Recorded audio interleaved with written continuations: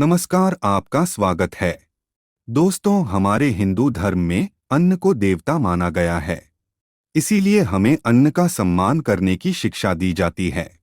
अन्न को उगाना जितना कठिन होता है, उतना ही आसान होता है उसे बर्बाद कर देना। श्री कृष्ण कहते हैं, संसार के प्रत्येक प्राणी को जीवित रहने के लिए भोजन की आवश्यकता होती है। भोजन से ही उसे ऊर्जा प्राप्त होती है। मनुष्य के द्वारा किया जाने वाला भोजन ही उसके स्वभाव को नियंत्रित करता है। इसीलिए मनुष्य को सदैव ही सात्विक भोजन ग्रहण करना चाहिए। हमारे प्राचीन वास्तुशास्त्र में खाना बनाने के लिए भी कुछ नियम निर्धारित किए गए हैं। भोजन बनाते समय वास्तुशास्त्र के नियमों का पालन अवश्य करना चाहिए। वास्तुशास्त्र में भोजन बनाने की दिशा, भोजन बनाने का समय, भोजन करने का समय आदि महत्वपूर्ण बातों के नियम बताए गए हैं। दोस्तों, प्रत्येक हिंदू घर में भोजन में खास तौर पर रोटी अवश्य बनाई जाती है। जिस प्रकार से पृथ्वी का आकार गोल है, उसी प्रकार से रोटी का आकार भी गोल ही होना चाहिए। देवी देवताओं को भोग चढ़ाते समय गोल रोटी ही बनानी चाहिए और रोटी कभी भी टुकड़े करके भगवान को नहीं चढ़ानी चाहिए। शास्त्रों में रोटी बनाते समय महत्वपूर्ण बातों का ध्यान रखना चाहिए। रोटी बनाने के लिए आटे का प्रयोग किया जाता है। आटा गूंथते समय उसमें यदि आप कुछ चीजें डालते हैं तो इससे मां लक्ष्मी प्रसन्न हो जाती है। आटा गूंथना भी एक कला होती है। जब घर की स्त्रियां अपने हाथों से आटा गूंथती है तो उनके हाथों से उसमें सकारात्मक ऊर्जा प्रवेश करती है। आटा गूंथते समय मन में मां लक्ष्मी का ध्यान करते हुए परिवार के कल्याण की भावना मन में रखनी चाहिए। सच्ची श्रद्धा और प्रेम से बनाई हुई रोटी घर में सुख समृद्धि लेकर आती है। वास्तुशास्त्र के अनुसार आटा गूंथते समय उसमें कुछ महत्वपूर्ण चीजें अवश्य डालनी चाहिए, जिसके बारे में आज हम आपको बताने जा रहे हैं। अगर आप नित्य आटा गूंथते समय उसमें ये चीजें मिलाते हैं तो आपको निश्चित ही शुभ परिणाम प्राप्त होंगे। मां लक्ष्मी आपसे अत्यंत प्रसन्न होगी और घर में सुख समृद्धि आएगी। तो चलिए जान लेते हैं, रसोई घर में भोजन बनाते समय कौन से नियमों का पालन करना चाहिए और आटा गूंथते समय उसमें कौन सी चीजें डालनी चाहिए। दोस्तों, हम खाना मुख्य रूप से घर के रसोई घर में ही बनाते हैं। इसलिए सबसे पहले तो हमें यह देखना चाहिए कि हमारा रसोई घर वास्तुशास्त्र के नियमानुसार सही जगह पर बना हुआ है या नहीं। वास्तुशास्त्र के अनुसार हमारे घर में रसोई घर हमेशा आग्नेय दिशा में होना चाहिए, अर्थात पूर्व और दक्षिण के मध्य की दिशा में रसोई घर होना बहुत ही शुभ फलदायी होता है। इस दिशा में रसोई घर होने से खाना बनाने वाले व्यक्ति का स्वास्थ्य अच्छा रहता है और उसे खाना बनाने में उत्साह भी आता है। वास्तु के अनुसार अगर रसोई घर दक्षिण पूर्व की दिशा में हो तो मां लक्ष्मी की कृपा बनी रहती है। साथ ही हमें इस बात का भी ध्यान रखना चाहिए कि हमें हमेशा पूर्व और उत्तर दिशा की ओर मुख करके भोजन ग्रहण करना चाहिए। इस दिशा में मुख करके भोजन करने से मनुष्य के जीवन में कभी दुर्भाग्य नहीं आता है। भोजन बनाते समय ध्यान रहे कि भोजन कभी भी क्रोध की अवस्था में अथवा दुखी मन से नहीं बनाना चाहिए। भोजन बनाते समय मन को शांत रखना चाहिए और प्रत्येक क्षण मां अन्नपूर्णा का स्मरण करना चाहिए। प्रसन्न मन से बनाया हुआ भोजन देवी देवता स्वीकार करते हैं और आशीर्वाद प्रदान करते हैं।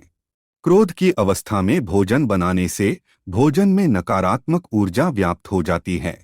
श्री कृष्ण कहते हैं, भोजन करते समय भी हंसना नहीं चाहिए और क्रोध भी नहीं करना चाहिए। पहले 3 निवाले खाते समय बोलना नहीं चाहिए और भोजन का कभी अनादर नहीं करना चाहिए। खाना बनाते समय रसोई घर हमेशा साफ और स्वच्छ रहना चाहिए और भूलकर भी कभी बाहर पहनने वाले चप्पल और जूते रसोई घर में नहीं लाने चाहिए। रसोई घर में लक्ष्मी का निवास होता है। इस स्थान पर गंदगी होना दरिद्रता की निशानी होती है। जिस स्थान पर लक्ष्मी होती है उस स्थान को हमेशा ही स्वच्छ रखना चाहिए। अगर रसोई घर स्वच्छ हो तो कभी दुख दरिद्रता का सामना नहीं करना पड़ेगा। अस्वच्छ तरीके से बनाए गए भोजन का भोग भगवान कभी स्वीकार नहीं करते हैं। भोजन बनाते समय यदि वाद विवाद किया जाए या फिर मुंह से अपशब्द निकाले जाते हैं तो ऐसे खाने वाले की शारीरिक और मानसिक स्थिति पर बुरा प्रभाव पड़ता है। खाना बनाते समय उसे बार बार चखकर नहीं देखना चाहिए, इससे खाना झूठा होता है जिसे किसी अन्य व्यक्ति को खिलाने से हमें हानि होती है, और भगवान को तो अपना झूठा खाना प्रसाद के रूप में खिलाना महापाप के समान है। शास्त्रों के अनुसार बिना नहाए कभी भोजन नहीं बनाना चाहिए और ना ही करना चाहिए। भोजन हमेशा ही स्नान करके शुद्ध होकर ही बनाना चाहिए। रसोई घर में चूल्हा जलाते समय अग्नि देव का स्मरण अवश्य करना चाहिए। ऐसा करने से अग्नि देव प्रसन्न होते हैं और मनुष्य को दीर्घायु की प्राप्ति होती है। माँ अन्नपूर्णा का स्मरण करते हुए भोजन बनाने से घर में कभी भी अन्न और धान्य की कमी नहीं रहती है। वास्तुशास्त्र के अनुसार भोजन कभी भी टूटे फूटे बर्तनों में नहीं करना चाहिए। भोजन हमेशा ही स्वच्छ बर्तनों में करना चाहिए। हाथ पर लेकर रोटी कभी नहीं खानी चाहिए। रोटी को हमेशा बर्तन में रखकर ही खाना चाहिए। हाथ पर रखकर रोटी खाने से दुर्भाग्य आता है। कढ़ाई में अथवा तवे पर कभी भोजन नहीं करना चाहिए, इससे राहु दोष उत्पन्न होता है। आइए अब हम जानते हैं आटा गूंथते समय हमें किन बातों का ध्यान रखना चाहिए और आटा गूंथते समय उसमें क्या डालना चाहिए जिससे मां लक्ष्मी की कृपा हमें प्राप्त हो। दोस्तों, कई महिलाओं की यह आदत होती है कि वह समय बचाने के लिए एक साथ दो समय का आटा गूंथ कर रखती है। सबसे पहले तो ध्यान रखें कि कभी भी आवश्यकता से ज्यादा आटा मलकर ना रखें। गूंथ कर रखा हुआ आटा घर में नेगेटिविटी लाता है। गूंथ कर रखे हुए आटे से बीमारियों को आमंत्रण मिलता है। साथ ही इस आटे की रोटियां खाने से व्यक्ति के मानसिक स्वास्थ्य पर भी इसका दुष्प्रभाव पड़ता है। गूंधा हुआ आटा बुरी शक्तियों को भी आकर्षित करता है, इसलिए जरूरत से ज्यादा आटा मलकर रखने से घर पर अशुभ प्रभाव पड़ता है। हिंदू धर्म के अनुसार जब भी घर में किसी की मृत्यु होती है तो मृतात्मा की भूख को शांत करने के लिए आटे के छोटे छोटे गोले बनाकर उन्हें पानी में बहाया जाता है। इसे पिंड कहते हैं और इन गोलियों पर किसी तरह का निशान नहीं बनाया जाता है। इसीलिए महिलाएं रोटी बनाने के लिए आटा गूंथने के बाद जब आटे का गोला बनाती हैं तो उस पर अपनी उंगलियों से निशान जरूर बना देती है, जो यह दर्शाता है कि यह आटा मृत व्यक्तियों के लिए नहीं है बल्कि घर के सदस्यों के लिए गूंथा गया है। आप आटा गूंथते समय उस पर श्री अवश्य लिखे अथवा ओम अवश्य लिखे। इसके आपको बहुत ही शुभ परिणाम प्राप्त होंगे। माँ लक्ष्मी की कृपा आपको प्राप्त होगी। दोस्तों, रसोई घर में आटे की पहली रोटी गौमाता की और आखिरी रोटी कुत्ते के लिए निकाली जानी चाहिए, जिससे घर में कभी दोष निर्माण नहीं होगा। गाय को रोटी खिलाने से माता कामधेनु का आशीर्वाद मिलता है और हर मनोकामना पूर्ण होती है, और कुत्ते को आखिरी रोटी खिलाने से सभी ग्रह दोष समाप्त होते हैं।